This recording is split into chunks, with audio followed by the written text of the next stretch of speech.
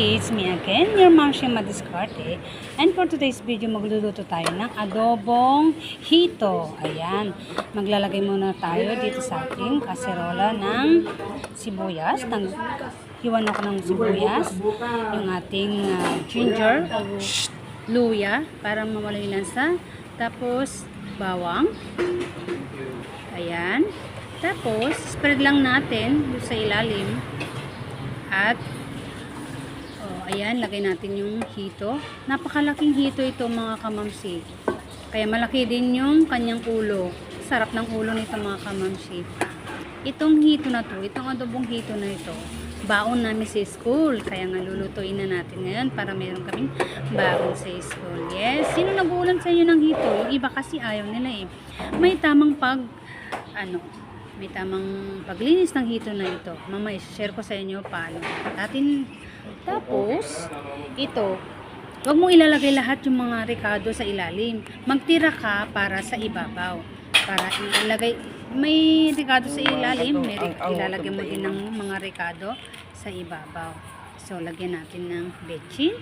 O kaya, kahit anong pampalasan na gustong pwedeng magic sarap, pwede yung kinisa mix, depende sa mga kamamshi. Ayan, lagyan natin ng asin. Konting asin. Kasi lalagyan pa natin to ng soy sauce. Ayan, sugar. Konting sugar. Para manamis-namis yung ating adobo. And next. Ano pa? Wait lang. O yan, konting soy. Lagyan natin konting soy. Soy sauce. Konting tubig. Mayat-maya, mamaya, kung kulang ng tubig, dadagdagan natin ng tubig. Ito mga kamamshi.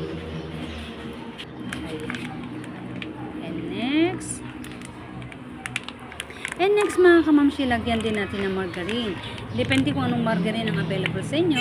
Sa amin kasi available yung ating yung tinakal-takal na margarine.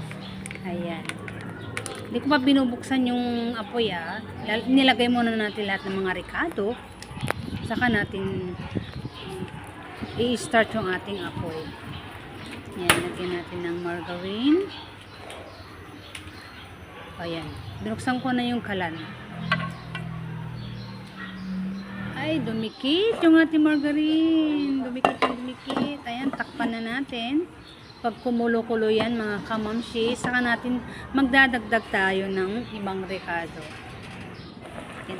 O ayan, akala ko mga kamamshi, na-on ko yung ating video, na-record ko, hindi pala. Ayan, nilagyan ko na ng ating ketchup.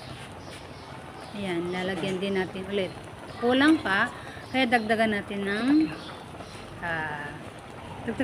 ng vinegar para mawala yung lansa. Pwede rin maglagay ng kalamansi, mas masarap pa mga kamamshi.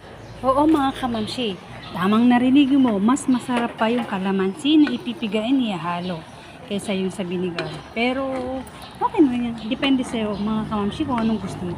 Ayan, yung ketchup natin, ano lang natin dun sa sabaw para maghalo dun sa tubig. Ayan, dilig-diligan talaga mga kamamshi. Yes, ayan, para pumantay yung mga lasa niya. Iano mo lang yung mga ketchup. Buhos-buhos mo lang yung mga sabaw. Ayan.